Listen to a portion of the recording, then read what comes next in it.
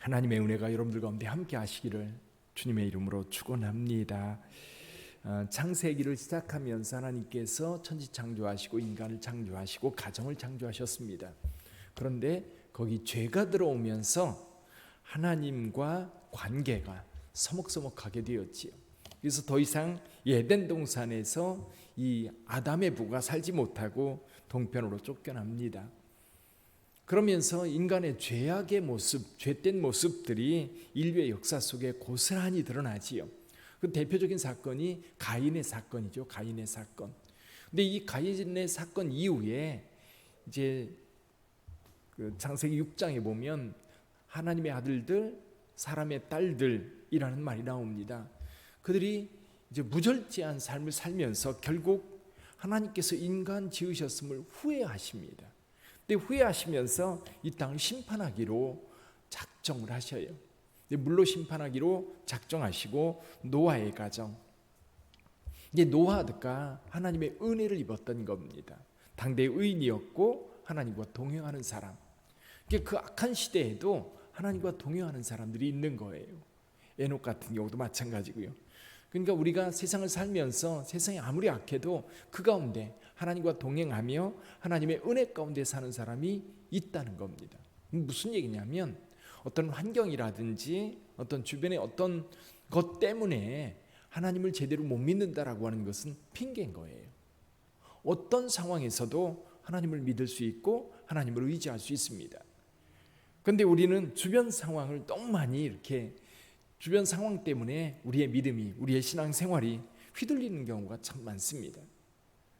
어쨌거나 노아는 하나님의 명을 따라서 방주를 지었고 그 방주를 통해서 노아의 가족 8명이 구원을 받아서 새로운 인류 문화가 시작되게 되죠.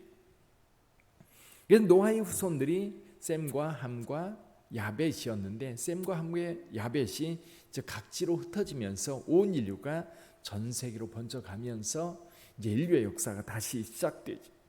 근데 오늘 본문 11장에서는요. 두 가지, 제가 지금 창세기를 시작하면서 두 가지 모습이 계속 병행해서 가고 있는 모습이에요.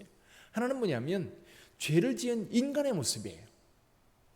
분명히 노아는 당대 의인이었고 하나님과 동행하는 사람이었는데 그 자녀들, 그 자손들 시간이 점점 지나면서 하나님으로부터 또 멀리 떨어져 갑니다. 시간이 가면 갈수록 점점 하나님께로부터 멀어져 가는 인간의 모습.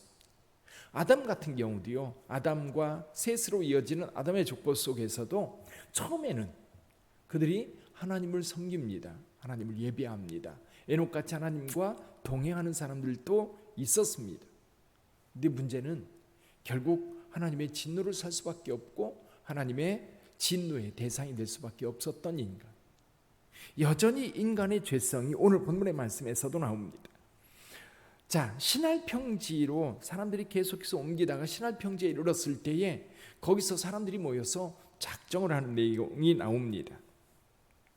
3절에 보니까 서로 말하되 자 벽돌을 만들어 견고히 굽자 하고 이에 벽돌로 돌을 대신하며 역청으로 진흙을 대신하고 또 말하되 자 성읍과 탑을 건설하여 그 탑 꼭대기를 하늘에 닿게 하여 우리 이름을 내고 온 지면에 흩어짐을 면하자 하였더니. 자, 여기서 두 가지를 발견할 수 있습니다. 하나는 뭐냐면 벽돌을 만드는 거예요. 이 벽돌을 만든다라고 하는 것은 지금 문명이 상당히 많이 발달했다는 겁니다. 지금도 그 이라크 평지에 가면 지구라트라고 하는 그 피라미드 비슷하게 쌓여져 있는 그런 것들을 여러 곳에서 볼 수 있다고 합니다. 그래서 사람들은 얘기해요. 저게 바로 이 바벨탑의 흔적이 아닐까. 뭐 알 수는 없지만 어쨌거나 거대한 구조물들이 이 벽돌을 통해서, 예를 들면 피라미드 같은 경우는 돌을 깎아서 돌을 쌓은 거거든요. 근데 여기 보면 이제 돌이 아니라 벽돌을 구워요. 단단한 벽돌을 구워서 벽돌로 쌓고 있는데 벽돌을 만들었다는 얘기는 지금 인류 문명이 상당히 많이 발달했다. 그걸 알 수 있어요. 또 한 가지는 뭐냐면 인간의 계획 속에 하나님은 없습니다. 인간의 계획 속에 하나님이 없어요. 여기도 보면 자 말하되 성읍과 탑을 건설하여 그 탑 꼭대기를 하늘에 닿게 하여 우리 이름을 내고 온 지면에 흩어짐을 면하자. 그러니까 여러분, 성읍과 탑을 쌓는다, 성읍을 쌓는다고 하는 것은 그들 스스로 보호하겠다. 이제 하나님 필요 없다는 거예요. 우리끼리 힘을 합쳐서 우리 스스로 보호하고, 그리고 우리 이름을 내고 여기 온 지면에 흩어짐을 면하자. 그러면서 상징적인 탑을 쌓는 모습을 보게 됩니다. 하나님께서 그 성읍과 탑을 쌓는 것을 보려고 내려오셔서 그 원인을 알았습니다. 그 원인이 뭐였어요? 언어가 하나였기 때문에 서로 소통이 되니까 그들이 한 마음으로 모여서 뭔가를 이룰 때에 더 이상 막을 수 없는 상태가 될 수 있다. 어쩌면 요즘 우리 시대가 그런 거 아닐까, 그런 생각이 들어요. 하나님께서 지금 내버려 두는 거잖아요. 지금 인간이 만들어가는 것들이 사실은 좋은 문명 이기를 만들어가는 것 같은데, 대부분 오늘날 우리가 사용하는 모든 문명의 이기들이요, 전쟁을 위해서 만든 거예요. 전쟁을 위해서. 무선 통신도 마찬가지고요. 통신이라고 하는 것이 실은 사람들한테 좋은 소식을 전하기 위해서 통신을 만든 게 아니에요. 전쟁을 위해서 서로 이제 비밀 작전을 해야 되니까 이게 비밀 통신들이 만들어지면서 전화도 그렇게 만들어지고요. 그리고 무전기 같은 것도 그래서 만들어지는 거거든요. 또 요즘에 자동차에 필수품처럼 되어 있는 내비게이션도 인터넷도 다 군사 목적을 위해서 만들어진 거예요. 무슨 뜻이냐면 이것이 언제든지 군사 목적으로 사용될 수 있다는 거예요. 그러니까 거기에다가 핵무기라든지, 지금 핵이라고 하는 것이 원자로라든지 이런 것에 사용되어서 좋은 방향으로 사용되기도 하지만 원래 목적이 뭐예요? 원래 목적이 전쟁 목적이거든요. 어쩌면 지금 인류의 문명이 전쟁이라고 하는, 싸우기 위해서 만들어낸 문명들이거든요. 그러니까 이것은 뭐냐면 여차하면 그렇게 사용될 수 있다는 거예요. 가끔 가상 영화 같은 경우에서 인공위성을 가지고 다른 나라를 공격하는 그런 것들이 나오는데 실제로 그게 가능합니다. 그러니까 이런 것들, 통제가 안 되는, 지금 인류 문명이 통제가 안 되고 계속해서 발전해가는 이것이 어느 날 폭발해 버리면 여러분 그냥 끝나는 거예요. 지금 이 지구상에 있는 핵들. 근데 또 한 가지 재미있는 게 뭐냐면 전기예요, 전기. 근데 전기가 없으면요, 우리 핸드폰도 자동차도, 그렇죠? 아무것도, 냉장고도 텔레비전도 조명도 쓸 수 있는 게 없어요.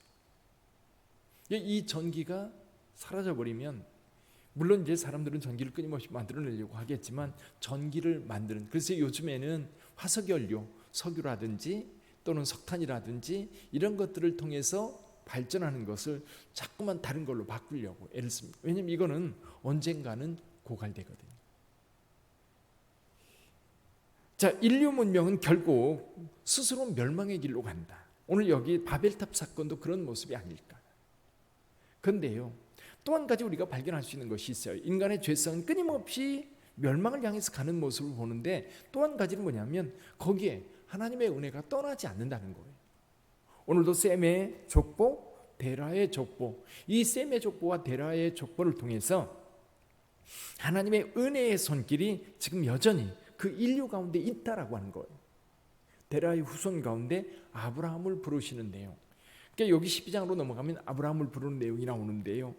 여러분, 그 이전에 하나님께서 아브라함을 부르기 이전에 아브라함의 족보를 거슬러 올라가면 노아까지 올라갑니다. 노아 이후에도 하나님은 그들의 족보를 쭉 관리하시면서 때가 되면 아브라함을 불러 자기를 나타내고 아브라함의 후손을 통해서 독생자 예수 그리스도를 세상에 보내려고 하나님은 이미 작정하고 계셨던 것. 언제부터요? 창세기 3장 14절. 그것을 원복음이라고 그러지요. 여자의 후손이 너의 머리를 상하게 할 것이며 너는 여자의 후손을 어떻게 해요? 발 뒤꿈치를 상하게 할 거다.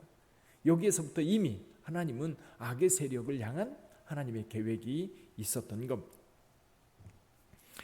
그래서 저는 오늘 본문의 말씀을 통해서도 인간의 죄성과 하나님의 은혜, 오늘 우리 사회에도 또 우리 가운데도 여전히 이 두 모습이 존재하는 거예요. 근데 우리가 지금 오늘 우리 시점에서는 여전히 우리가 죄에 휩쓸릴 수도 있고 하나님의 은혜를 따라갈 수도 있어요. 하나님의 은혜는 늘 우리 곁에서 우리로 하여금 우리와 함께하면서 은혜 가운데 거하기를 원하고 계세요.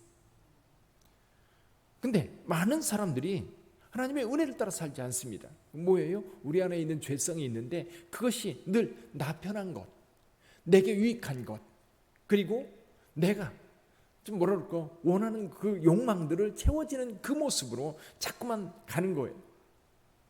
거기 뭐예요? 사단의 유혹이 있는 거지. 그러나 하나님의 은혜가 우리 곁에 있다고 한다면 그 은혜를 향해서 우리의 몸이 기울어지고 우리의 삶이 기울어지면 점점점 우리의 삶은 여러분 하나님의 뜻에 합당한 삶으로 기울어져 가는 거예요. 예수 그리스도를 우리 가운데 보내신 이후로 우리는 점점 타락의 길이 아니라 사실 늘 은혜가 우리 눈에 보이는 거예요. 예수 그리스도의 은혜가, 십자가가 보이고 교회가 보이고 그런 은혜들이 우리 가까이 있기 때문에 우리는 핑계할 수 없는 거예요. 오늘 하루를 살아갈 때에도 여러분 곁에 있는 그 은혜, 그 은혜와 동행하는 여러분 되시기를 바랍니다. 하나님의 은혜가 멀리 있지 않아요. 굳이 찾으러 어디 가야 되지 않아요. 바울이 얘기했던 것처럼 은혜를 받으러 하늘에 갈 필요도 없고 또 진리를 찾으러 바닷속 깊이 들어갈 필요도 없는 것. 언제나 우리 곁에 있는 줄 믿습니다. 사랑하는 성도 여러분, 오늘 하루를 살아갈 때도 이제는 우리가 어떤 마음을 품느냐예요. 하나님의 은혜를 찾기가 힘들 때가 아니거든요. 언제나 교회 올 수 있고요. 언제나 성경 읽을 수 있고요. 언제나 기도할 수 있고요. 언제나 성도들과 교제할 수 있고. 근데 코로나 때문에 좀 어렵다고, 상황이 그렇다고, 그럴 때 느슨해지는 게 아니라 내가 할 수 있는 것, 내가 기도할 수 있는 것, 내가 성경 읽을 수 있는 것, 내가 하나님 앞에 할 수 있는 일들, 그것을 위해서 함께 헌신해 갈 때 하나님의 뜻이 저와 여러분들을 통해서 주님의 몸된 교회, 빛된 교회를 통해서 이루어질 줄 믿습니다. 기도하겠습니다.